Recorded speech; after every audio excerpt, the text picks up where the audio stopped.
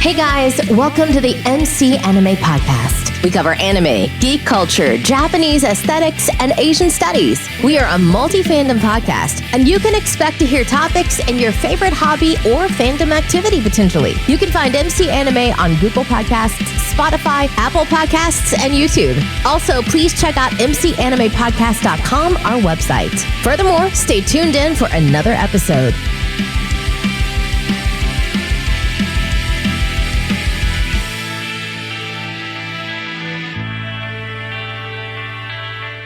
Hey guys, welcome to another episode of MC Anime. MC here, and today we have another special guest with us today, the host of a Dash of Science podcast and a science communicator. Chris, how are you doing today? Hey, I'm doing pretty good. Thanks for having me on the show. How are you doing? Pretty well. Please tell the audience a little about yourself, where they can find you on social media, and what do you do in general? Sure, absolutely. Like I said, my name's Chris. I am a science communicator. I am a physicist, and I am an engineer at NASA. In my spare time, I like to do science communication, which is essentially just talking about science subjects with people at a level that they can understand. So kind of bringing complex ideas, bring them down to kind of a general level, and that's just what I love to do. I've been podcasting and communicating science for about a decade now. You can find me at my podcast, dashofscience.com, as well as on Twitter at physicistchris if you want to talk to me more about kind of those things, whether it's, stuff about very complex physics topics that interest you, or even just kind of the truth of science behind movies and TV shows. Whatever it is, I'm game. So look me up if you're interested in that. So this particular episode is an interesting episode. I reached out to Chris as a science correspondent or / communicator. We decided that Dr. Stone, the portrayal of science and chemistry, was a really good topic for him to divulge into. So, further ado, what did you think of the science depicted in Dr. Stone? Oh, first, I have to say that this is probably, crazily enough, one of the best depictions of science in a show that I've ever seen, whether it's a movie or a TV show. And the fact that this is an anime just blows my mind. It's kudos to the show writers or the author of the manga, if that's where it comes from, who put in the amount of effort in researching kind of the science behind the stuff that they wanted to do. I mean, like all things, there's a bit of fantasy there, so you kind of have it to put a little bit of disbelief. But the fundamentals, they're really fantastic. I'm curious, when you watched the show, did it feel like those things were real to you, or when you read the manga, whichever you did? It felt genuine. It actually felt like the chemistry was pretty good. It was well explained, but also the portrayal of the chemistry was actually done based on the periodic table and compound mixtures to make the new substances that they wanted to make. Yeah, absolutely. And I think it's kind of interesting because the general plot of the show, to begin with, is kind of this: something happens, right? They don't really explain it in the beginning, but all you see is this green light. It flashes over everything, and at first I thought like all living life was petrified, right? Mm-hmm. They talked about kind of like birds were showing up petrified, but then suddenly all life was petrified. But then as the show went on, I realized that it was really just humans, and then like birds initially, and I thought that was interesting. I was wondering how they were going to explain that, but I was kind of thinking about that just off the beginning, right? Like petrification, we see that a lot in our myth, in our fiction through Greek mythology, like Medusa, the basilisk, and the cockatrice.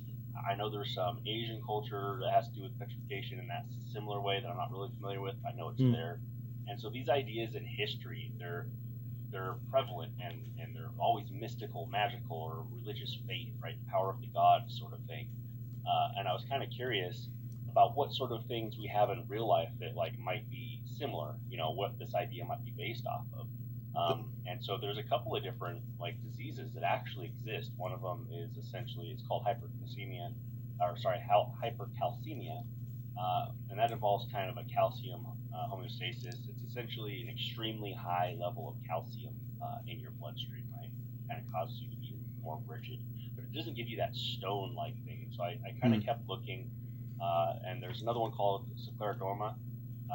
It's extremely rare, and it's an incredibly degenerative disease that literally slowly turns the skin rock hard, and they describe it like turning to stone. And it's mostly talked about its effects on the skin, but it affects the joints, the tissues, the lungs.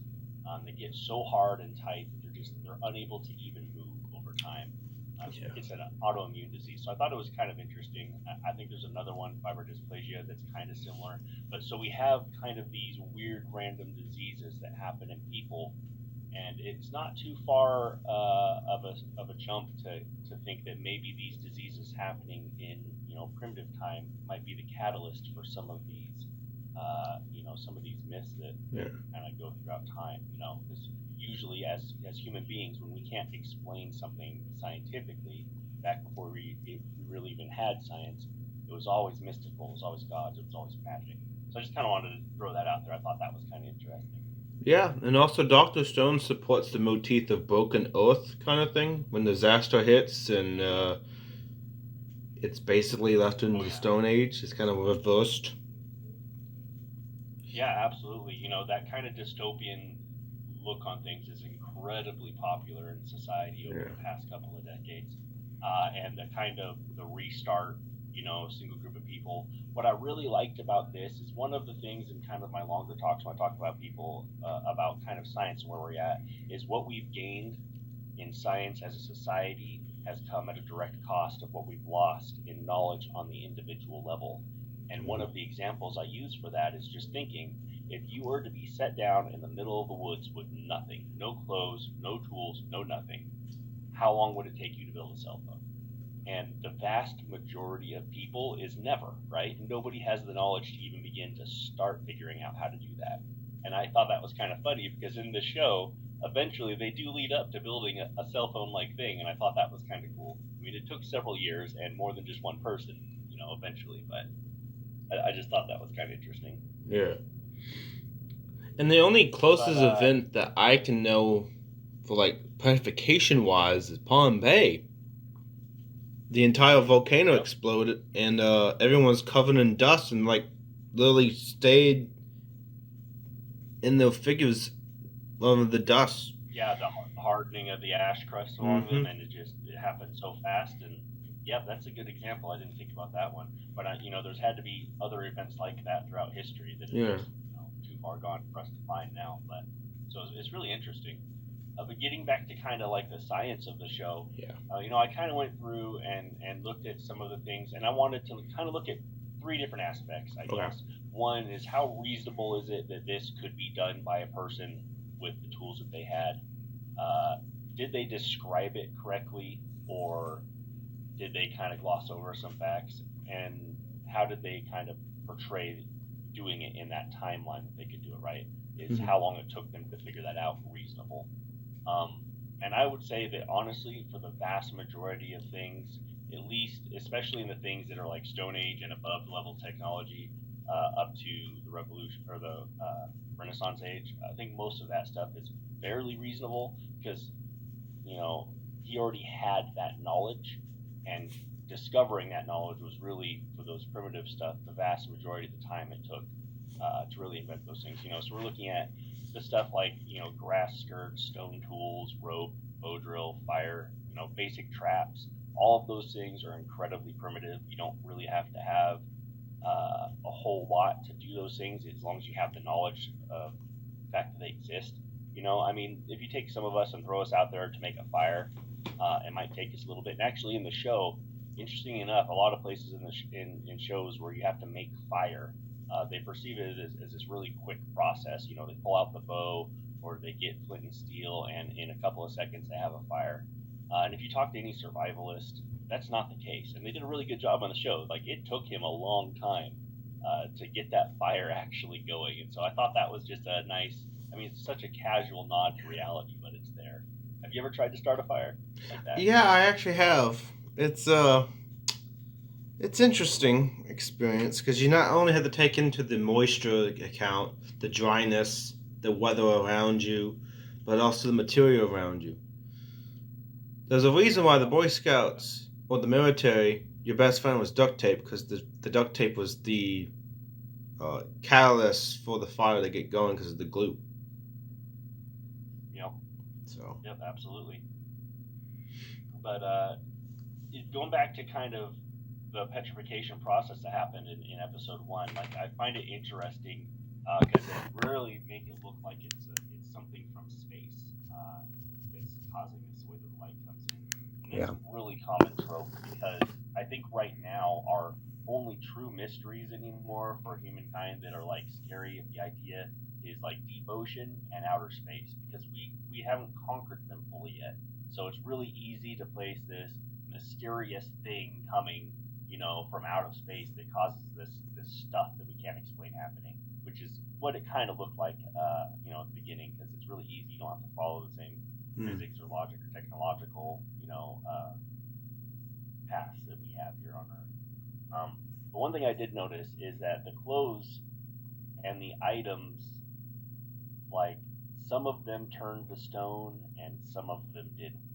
Yeah. Right? Like, I can't remember the main girl's name off the top of my head. Yeah. But when she petrified, her headphones turned to stone also. But when everybody got cured and brought back, they were all naked. I assume because their clothes had deteriorated over time. Yeah. So I don't know if that was a reasoning behind that or if it was just a mistake. But True. Is it really accurate that the clothes would deteriorate like thousands of years? Like that? Yeah, absolutely. I mean, you don't even need that long. And you could probably see clothes completely deteriorating in a matter of a couple of decades. So that part's completely reasonable. Okay. And then, of course, plastics wouldn't deteriorate for a very long time, which is one of the problems we're having in our society today is how long it takes plastics to break down. So I don't think that they would have lasted for several thousands of years like that. Yeah. So I feel like they turned them to stone. But I don't know. Either way, it wasn't a big deal. Just one little thing in what so far had been a pretty impressive show as far as their nod to the science. So no. Okay, so this is a quick question. So in the purification process, the main character, Mr. Stone, is thinking out loud for mental exercises not to go insane. Yes. But how does the body in stone stay intact for thousands of years? So, unfortunately, here's the level where fantasy just has to take over to tell your story, right? Yeah. Because there's really only two possibilities with this petrification. Either it is full petrification of the body tissue 100%, in which case you're literally dead, right? Yeah. You can't have electrons moving. Stone's an insulator, doesn't pass electrons, right? Which is what our body needs, our whole nervous system needs in order to stay alive, to stay conscious, to think. The other side of that is it's just an outer shell, which I feel like is kind of what they were leading to. In which case, you definitely don't have an issue with deterioration because it acts as like a preservative, and you need oxygen, you need micro, bodies, essentially, bacteria and stuff to break down things. So that part's fine. But he talks about how much energy it took in order to keep his brain cells moving in order to be thinking for that long. And that's just for his brain. That doesn't count all the energy that our body would need to survive, right? Yeah. He kind of pushes this idea that the stone had this curative process and stuff like that. But in reality, at the end of the day, as long as you're not dealing with like advanced topics and relativity, we basically follow the idea of conservation of energy and matter.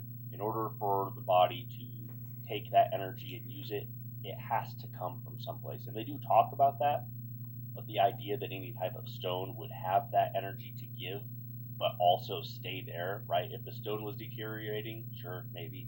And I guess you could kind of throw that in there, like maybe that's why he was the first person to be able to break free because he was using, a significant more amount of energy that was maybe deteriorating the rock. But I don't feel like that's where they were going with it. I think that if I remember correctly, some sort of their, miracle fluid dripped on him and started the process. I feel like that's what they were going. Yeah. But so again, that's kind of one of those ideas where you have to kind of suspend reality a little bit if you want your show to have a plot. Yeah, true. You know what I mean? So um, then I was actually going to talk about that too. So that's pretty interesting. One of the other kind of things I was thinking about too is so this is essentially some form of light that's causing this. In order for that to happen, it would have to be, we have light or radiation that can penetrate the body, like X-rays, which are something like 10 to the negative 10 meters in wavelength, and 20 hertz. So the idea that light can penetrate your body and cause damage, like radiation, is real. But to cause this kind of turn, I never really got if it was turning like the skin to stone or if it was creating like a membrane of stone from something else around it. I never got that, but the idea that light can cause problems in your body is certainly real. True. If it causes like a membrane or anything, from my understanding, the light has to hit the skin, but it has to react with a chemical to cause that. So I think it'd be if it's a membrane forming from the light, and the light's hitting this particular chemical, and it's causing this chemical reaction. That's the only way I can think that the stone purification can be done by light, because usually light reacting to chemicals have different effects that can possibly trigger maybe purification as like a reasonable theory. Yeah, that is very true. Some sort of chemical, and I think maybe they talk about being trace amounts of something in the body, but I don't think when you say trace amounts, trace is a word that it doesn't like everybody can speculate. Yeah, it's like on traces how much per is a million, trace. something like that. Yeah, but yeah, I was gonna say trace amounts of things in the body are actually incredibly small amounts. So I don't even think you physically have enough of any material that comes in trace bits to completely form a stone shell around the body. That one, I'm hesitant to say that's realistic, but it was a nice nod kind of to what was going on. So I think it's fair, right? Again, some things you just kind of have to fantasy over in order to get something to work for your story you're trying to tell. I think one of the first really big ideas that were kind of, I would say, surpasses the normal person's ability to come up with quickly in the show was really kind of the discovery of that first episode and that second episode of the miracle fluid, right? The nitel, the nitric acid. And it's interesting because one of the things that there's a couple of things that are convenient and that are done in this show that are you just have to be okay with. It's not exactly wrong, but the odds of it happening are extremely rare, I guess. And one of those is the fact that they are within a walk of pretty much everything that they need and easily able to gather within pretty much the surface of the earth to make everything that they make. And that part is plausible but not reasonable, if that makes sense. When they need sulfuric acid, they're close enough to a volcano to find sulfur, which I get they're in Japan. There's a volcano. There's volcanoes down there. But, like everything else that they need is really close by. And then also just the amount of time that he takes in developing these things and the amount of precision, right? So you can make a crude version of a lot of stuff, especially like the glass works and stuff that he gets into later on, where he makes like this full nice set of glassware for like his chem lab. You could blow glass. Blowing glass is what I would call a medieval or ancient skill, but doing it to the precision that is needed to make the glasses, to make like graduated cylinders for proper measurement, that's probably something that would take years of trial and error in order to get. So that's one of those parts that's kind of like a nod. Yes, you can know like how to make gunpowder, right? We know like that's pretty common. I use it in rocketry motors and stuff like that. Sulfur, carbon, uh, potassium nitrate. But what amounts do you put together to make that? And knowing it's one part this, two parts that, three whatever, that's nice, but you have to be able to measure those incredibly precisely in chemistry. It is definitely not a throw them all together and be off by a couple of grams and have it work. Like you could have a very, very, very slow burn or an incredibly energetic fast burn depending on how that mixture gets messed up. And that's true for a lot of the stuff that's in chemistry. A lot of this stuff happens naturally, but happening to the right amount to be useful in the precise ways that we use these things. I think that's where kind of some of the misogyny comes into the show. Yeah. But what's needed, the general ideas of where stuff comes from, like the bat guano in the cave and the fluid dripping down, and kind of all that stuff. Sure, that's absolutely reasonable. They talk about like making wine, right, and being able to stomp on the grapes, and wine is fermented grapes, and that's absolutely true. But distilling wine also requires yeast, and while there's absolutely the right kind of yeast in the environment normally, being able to concentrate it and get it is trial and error, right? It's Yeah. not going to happen immediately, and how much yeast is available to cause that reaction. They do make natural wine that just Yeah. it's fermented from natural yeast in the environment, but it's definitely nowhere near like the wine that they make in a lab or Yeah. in a winery where they actually control the yeast. What's your So thoughts there's a lot of about that kind of the stuff. I'm curious precursor to penicillin? what's Penicillin. that? What are your thoughts about the precursor to penicillin? The antibiotics. Penicillin, Yeah. the antibiotic, yes. So when he goes and starts talking about making the sulfa drug, this is honestly like there are some little things like with the sextant. He makes that pretty early, and that Yeah. requires a little bit more precision than I feel like he had at that time. But outside of that, nothing like really made me lift my eyebrows until he got to the point of wanting to develop this sulfa drug and the idea of penicillin. And I can't remember when we developed sulfa drugs. I want to say it was like the early 1930s, Hmm. but finding the right, like, I feel like it's interesting that the show puts such a emphasis on penicillin's hard because you have to find the right green mold doing the right thing. And I feel like that's true with everything that they did, but they didn't seem to have a problem with it. So instead, they went towards making this sulfa drug, which is a far more complex requirement. I mean, you need the hydrochloric acid, you need chlorosulfic acid, you need ammonia, sodium hydrogen sulfate, aniline salt, sodium, this big long list of stuff. And also electricity, which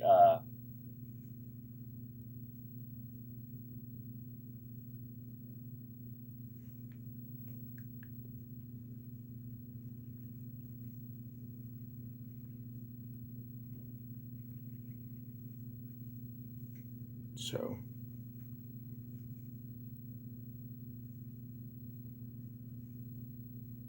in order to run some stuff. Like you could run the light bulb, that's fine, and how much voltage it has would be like brightness of the light. So that's why those things kind of dim in and out. But kind of some of the more advanced stuff that they wanted to do, um, like making the batteries and all that kind of stuff. Uh, that's a little out there. I don't want to say that what they did was incorrect. It's just what they did would have taken probably a couple of decades to perfect enough to actually work. Yeah. And that's kind of all that kind of stuff. Again, like I said, that kind of started with the creation of the sulfa drugs. Mm-hmm. They get into the magnets in that for making the sulfa drug, and sure we have lodestone, the ferrous rock, but going from that to a high-powered magnet iron rod and lightning and all that stuff, that's hard to do, and it takes a level of precision that I don't feel like would be capable in those scenarios. So again, like these complex ideas come about, and they're like, yes, they have the right steps, yes, they have the right recipes. Uh, could they make something crudely? Sure, but it's not going to work as well as it works in the show. It's not going to be, modern day level items. Yeah, and also guessing that the sulfa drug would be the right combination to fix whatever the illness at the time, the bacterial or fungi illness. So that's true, and like we know with antibiotics, there's bacteria and there's virus, and an antibiotic only works with one of those. And so it's not a bad guess, because in reality, like, antibiotics, they helped cure a vast majority of the diseases that we had. pre-antibiotics because of how prevalent bacteria is and viruses are, right? Yeah. Like, so it's not a large stretch, I guess, to say that was the right call. The fact that I think that they alluded to that it was some form of pneumonia type infection that was genetically more, I guess, susceptible to. Like if you go all the way back where they're talking about the astronauts. I don't know how much you want to talk about things in the show that might be spoilers or anything like that. Yeah. So I'll let you, as the host, decide that for people who haven't watched this. But it's not a bad guess that an antibiotic would cure her disease. But you're right; it was still a guess. And it's a guess that she wouldn't be allergic to that kind of antibiotic, which we have all the time. Though penicillin is like the number one antibiotic that people are allergic to. Yeah. And less so with sulfa drugs. But. Another thing I kind of wanted to discuss is the village. Yes. Dr. Stone's father being the creator of the village, and genetic wise, it's like 10 times removed to the current generation. That's not really genealogy possible for that village to be like that. You're absolutely right. You're 100% correct. So one of the things that I did for my master's thesis was talking about generational shifts and like what it would take if we were going into space and we didn't have the technology faster than light travel. The only way to get there would be to have these generational shifts, right? You set out with a large enough population that by the time you reach there, you have a large population that can settle. So what do you need not only to get along, but just through genetics to have enough variety that you're not going to cause these problems. And if I remember correctly, they had maybe 5 or 6 different people at the start of that village, and that is absolutely not enough genetic diversity to have a population last very long without having some very severe problems. And so people that don't really know how that works is essentially, when you have a child, they get half their genetics from mom and half their genetics from dad. So, all of their siblings can vary a little bit in their genetic makeup, but not by a lot. So when you start reproducing within that same family, you start increasing the chance that these more rare genetic issues will pop up, because then you have a higher chance of passing them down. And so even with 6 people, that's 3 pairs. And even if you just ignore ethics and get weird and you intermix those, it's still, whatever that is, you still have less than 10 pairings of people, right? Mm-hmm. And so as you come down, if you don't have another source of human beings from somewhere, you're going to get weird blood issues, where you can't stop bleeding, you're going to have weird genetic disorders, all that stuff. I would not want to see the society that survived several thousand years based off of 6 people's genetics. Yeah. So yeah, you're right. That is actually a glaring miss on the part of being realistic as far as ideas go. Yeah. So, as we come to a close, what is one theory you want for the audience to take about Dr. Stone and you as a science correspondent? Honestly, what I would love people to do is take 2 things from this show. One is something that he really stresses that I think is important to stress about science. Science is not a book of answers. Science is just a process. It's a process where we take all the information that we're observing and we experiment with it and we come out with these solutions. But those solutions, they don't go into this fact book of science, right? That's why everything's changing when we gather more information and we study more. So just remember, science is a process, not a book of answers. And the second thing to remember, what's really good about this stuff is you can learn how all this stuff works. You can figure it out just by asking questions. When you're looking around, ask how that works. Take some time, look into it. If you don't understand, ask somebody to help you. Come to my podcast, learn about something. Yeah. Just to throw that in there. But this works because this man is an exaggeration of what one man can do, probably, but he has this natural curiosity that led him to understand the fundamentals of all of these things. Yeah. So if you were to get stranded in the middle of the woods, you might not be able to build a thriving technological, kingdom of science with cell phones, but you can build enough to survive and to be comfortable. And I think it's interesting to look into what it takes for that. So. And a big, symbol wise is E equals MC squared. That's really important because that's had the energy and conservation, everything kind of come together in basic chemistry formulas. So you have to understand that to go further.